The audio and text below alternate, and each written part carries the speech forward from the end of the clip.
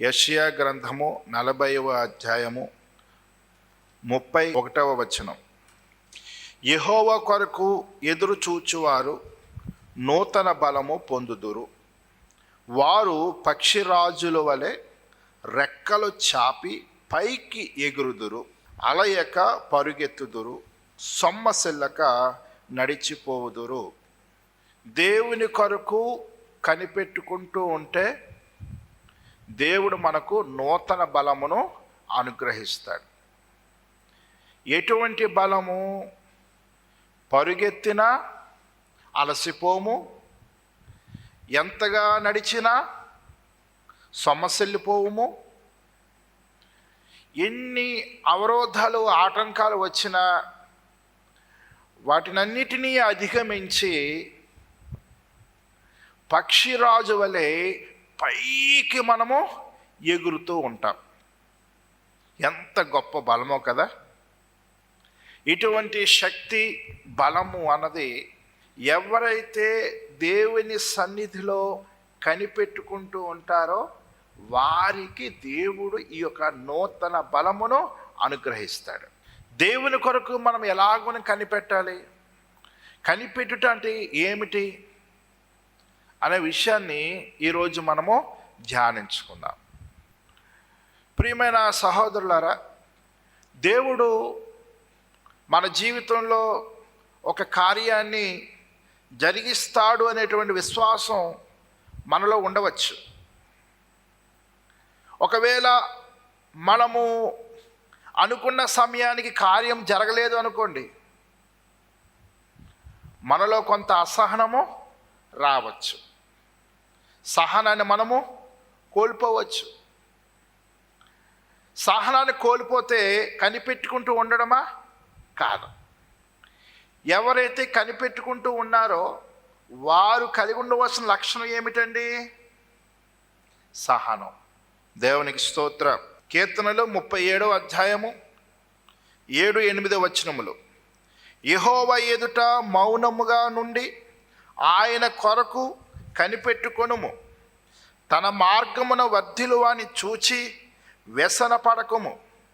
దురాలోచనలు నెరవేర్చుకున్న వాని చూచి వ్యసన పడకము. కోపము మానము, ఆగ్రహము విడిచిపెట్టుము. వ్యసన పడకము, అది కీడుకే కారణము. మనం అనుకున్న సమయానికి దేవుడి కార్యం జరిగించకపోతే, అదే సమయంలో మనకు తెలిసిన వారు, మన ప్రాంతంలో ఉన్నవారు, మన కుటుంబంలో ఎవరైనా వారు వర్ధిల్లుతున్నారు అనుకోండి, కొన్ని పర్యాయములు మనకేమనిపిస్తుంది? దేవుడు నా జీవితంలో ఇంకా కార్యాన్ని చేయలేదు, ఇదిగో అతను చూడు, లేక ఈమెను చూడండి, ఆమె బాగానే వర్ధిల్లుతుంది, బాగుంది, అనుకున్నది జరిగిపోతుంది, కోరుకున్నది పొందుకుంటుంది, అన్నీ బాగా కలిసి వచ్చాయి, నా జీవితం ఎలాగునా అయిపోయింది. ఇలాగున అనుకున్నాము అంటే మనలో సహనం ఉన్నట్ట లేనట్ట? లేదు. దేవుని వాక్యం సెలవిస్తుంది, తన మార్గములో వర్ధిల్లుచున్న వాని చూచి నీవు వ్యసన పడవద్దు. చూసారా? మనం ఎవరిని కూడా చూడవద్దు, ఎవరిని పట్టించుకోవద్దు, ప్రభు వైపే చూద్దాం. ఆయన సమయములో దేవుడు మన పట్ల తప్పకుండా కార్యాన్ని చేస్తాడు. కనుక యెహోవా కొరకు కనిపెట్టుకుంటూ ఉండాలి అంటే మనలో ఉండవలసిన లక్షణం ఏమిటండి? సహనము. అదేవిధంగా దేవుడు మన పట్ల కార్యాన్ని చేస్తాడు అనేటువంటి ఆసక్తి ప్రారంభంలో మనం కనబరుస్తూ క్రమక్రమేణా కాలము గడుస్తున్న కొలది ఇక దేవుడు చేయడేమో అనేటువంటి ఆలోచన కావచ్చు, లేకపోతే జరిగితే జరిగింది, లేకపోతే లేదు అనేటువంటి అభిప్రాయం కావచ్చు. ఇటువంటి పరిస్థితులు మన హృదయంలో తలెత్తుతున్నాయి అంటే అర్థం ఏంటి? ఆ కార్యము మన జీవితములో జరగాలి అనేటువంటి ఆసక్తి మనలో లేదు. కొన్ని పర్యాయములు దేవుడు మన జీవితంలో కొన్ని కార్యాలు చేయాలి అనుకున్నా ఆ కార్యాలు పొందుకునే ఆసక్తి మనకి లేకపోవచ్చు. కనిపెట్టుకుంటూ ఉండడం అంటే ఎలా ఉండాలండి? ఆశతో ఎదురు చూడాలి. జరిగితే జరిగింది, లేకపోతే లేదు అనేటువంటి స్థితిలో మనం ఉన్నామనుకోండి, మనలో ఆసక్తి ఉన్నట్ట లేనట్ట? లేదు. చూసారా? కీర్తనల గ్రంథము 130వ అధ్యాయము 5-6వ వచనం. యెహోవా కొరకు నేను కనిపెట్టుకొనుచున్నాను, నా ప్రాణము ఆయన కొరకు కనిపెట్టుకొనుచున్నది, ఆయన మాట మీద నేను ఆశ పెట్టుకొని ఉన్నాను. కావలివారు ఉదయము కొరకు కనిపెట్టుట కంటే ఎక్కువగా నా ప్రాణము ప్రభువు కొరకు కనిపెట్టుచున్నది. కావలివారు ఉదయము కొరకు కనిపెట్టుట కంటే ఎక్కువగా నా ప్రాణము కనిపెట్టుచున్నది. రాత్రంతా నిద్రపోతున్నవాడు ఎక్కువ సమయము నిద్రపోవాలని కోరుకుంటాడు, పగలు అప్పుడే రాకూడదని కోరుకుంటాడు. రాత్రంతా కాపలా కాసేవాడు ఏమనుకుంటాడు? త్వరగా సూర్యుడు ఉదయించాలి, తన ఇంటికి వెళ్ళాలి. దేవుని కొరకు మనం ఎలాగునా కనిపెట్టుకుంటూ ఉండాలి అంటే, కావలివాడు ఉదయం కొరకు ఎలాగునైతే ఆశతో ఎదురు చూస్తాడో అలాగున మనము ఎదురు చూడాలి. మనం అనుకున్న సమయంలో జరగలేదు, ఇప్పటికే కొన్ని సంవత్సరాలు గతించిపోయాయి, ఇక దేవుడు చెయ్యడులే, ఏం చేస్తాడులే, చేస్తాడో చేయుడో, జరిగితే జరిగింది లేకపోతే లేదు, ఇటువంటి ఆలోచనలు మనలోకి వస్తున్నాయంటే దాని అర్థం ఏమిటి? ఆశ కలిగి ఉన్నామా? ఆశ పెట్టుకొని ఉన్నామా? కీర్తనాకారుడు ఏమంటున్నాడండి?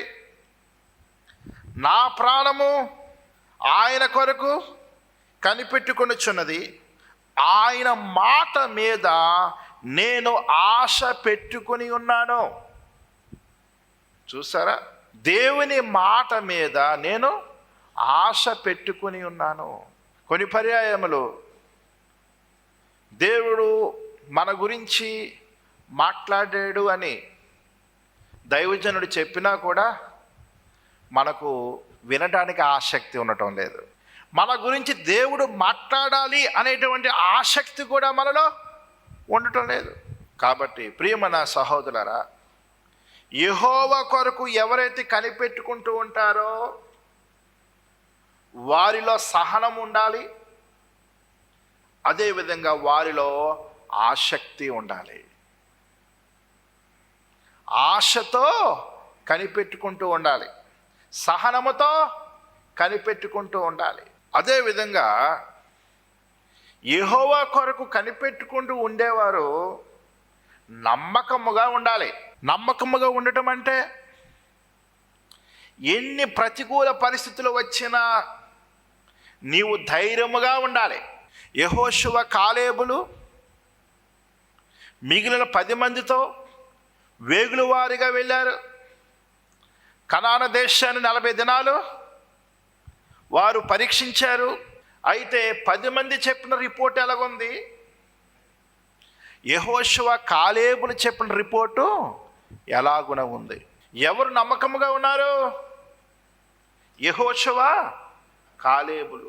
దేవుడు నీకు వాగ్దానం చేశాడు, దేవుడు సర్వశక్తిమంతుడు, ఆయనకు అసాధ్యమైనది లేదు, ఆయన విడువను ఎడబాయను అని చెప్పాడు. అప్పుడు మనం ఎలా ఉండాలి? నిబ్బరముగా ఉండాలి, జడేయకూడదు, భయపడకూడదు. అది నమ్మకముగా ఉండటం అంటే. కీర్తనల గ్రంథము 27వ అధ్యాయం 14వ వచనం. ధైర్యము తెచ్చుకొని నీ హృదయమును నిబ్బరముగా ఉంచుకొనుము, యెహోవా కొరకు కనిపెట్టుకొని ఉండుము. దేవుని వాక్యం సెలవిస్తుంది. ఎలా ఉండాలట? ధైర్యము తెచ్చుకుని నిబ్బరముగా ఉండాలి. ధైర్యాన్ని ఎప్పుడు కోల్పోతాం? మన విశ్వాసం బలహీనపడినప్పుడు, దేవుని మీద నుంచి మన దృష్టిని మరల్చుకున్నప్పుడు. యెహోషువతో దేవుడు చెప్తాడు, నీవు జడియవద్దు. నీవు ఎలా ఉండాలి అంటున్నాడు? నిబ్బరముగా ఉండాలి అంటున్నాడు.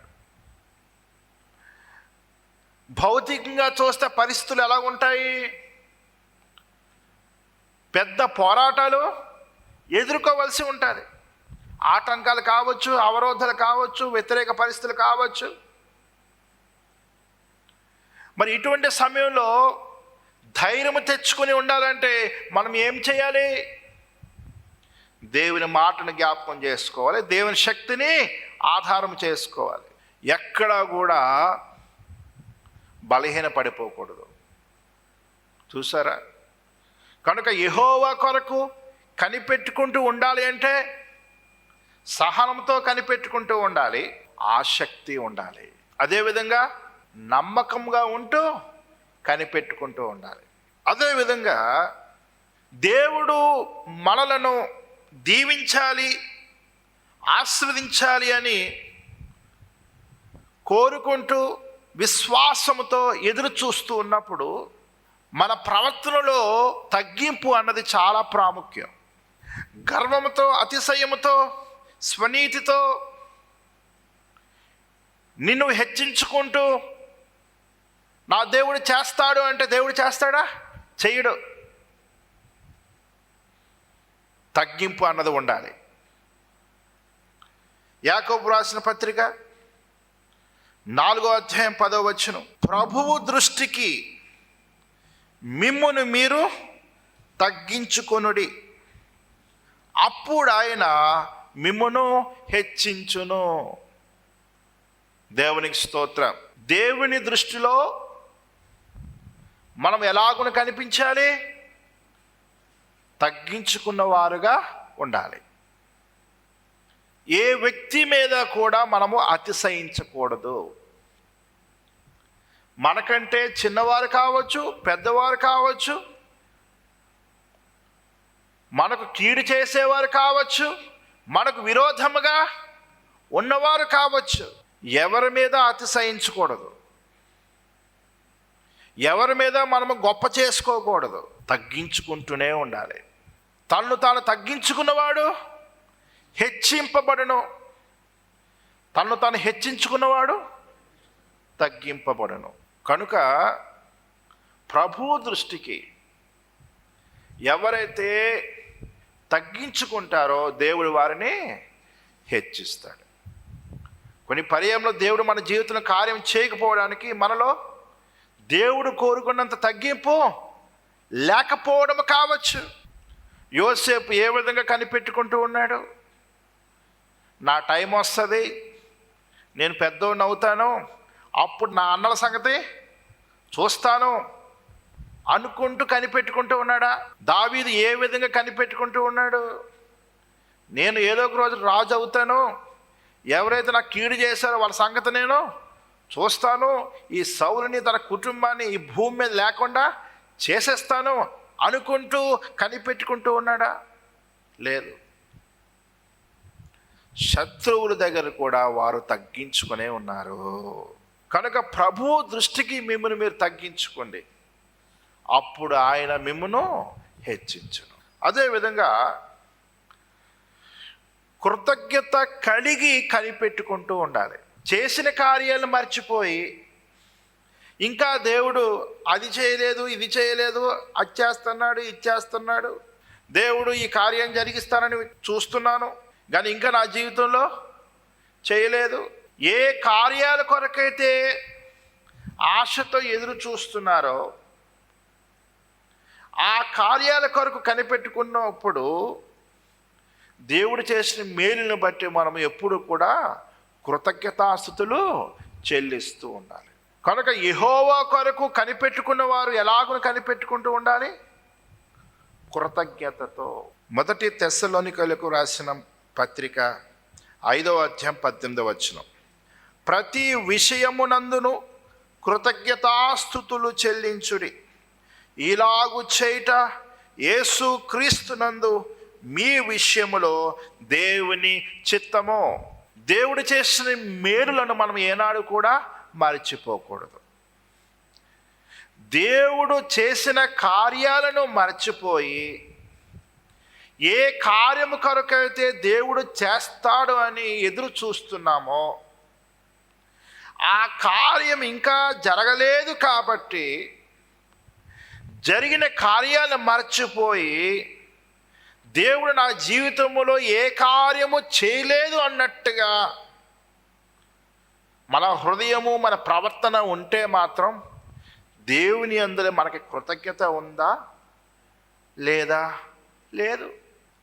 యోబు ఏమన్నాడు? యెహోవా ఇచ్చెను, యెహోవా తీసుకుని పోయెను, యెహోవా నామమునకు స్తుతి కలుగునుగాక అన్నాడు. దేవుడు చేసిన మేలులను మరచిపోలేదు యోబు.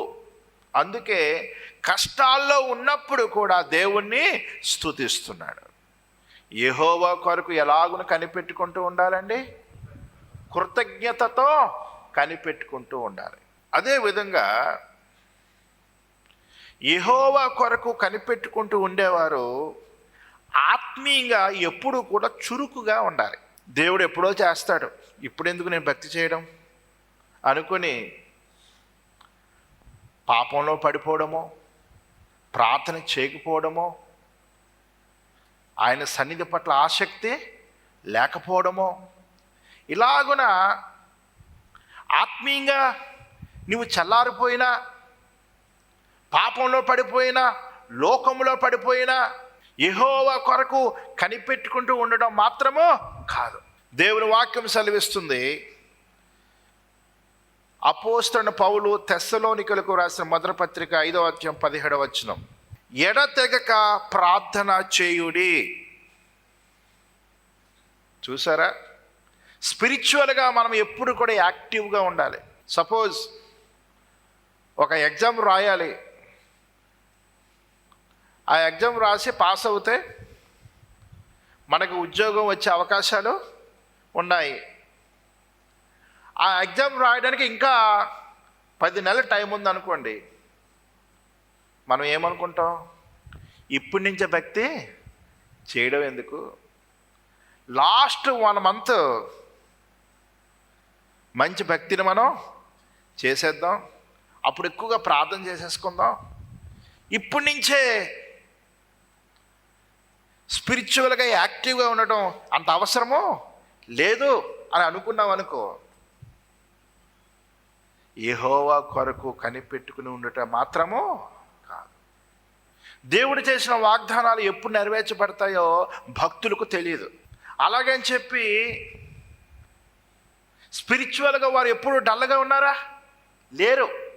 స్పిరిచువల్గా వారు ఎలా ఉన్నారంటే యాక్టివ్గా ఉన్నారు. ఎడతెగక ప్రార్థన చేయుడి, విసుగక ప్రార్థన చేయుడి. యెహోవా ధర్మశాస్త్రమునందు ఆనందించుచు దివారాత్రము దానిని ధ్యానించేవాడు ధన్యుడు. ప్రార్థనలో, వాక్య ధ్యానములో ఎక్కువగా దేవునితో సమయాన్ని గడుపుతూ ఉండాలి. సంఘములో పరిచర్య చేస్తూ ఉండాలి. దేవుని కార్యాల్లో పాలుపంపులు పొందుతూ ఉండాలి. సంఘ కార్యక్రమాలకు తరచుగా అటెండ్ అవుతూ ఉండాలి.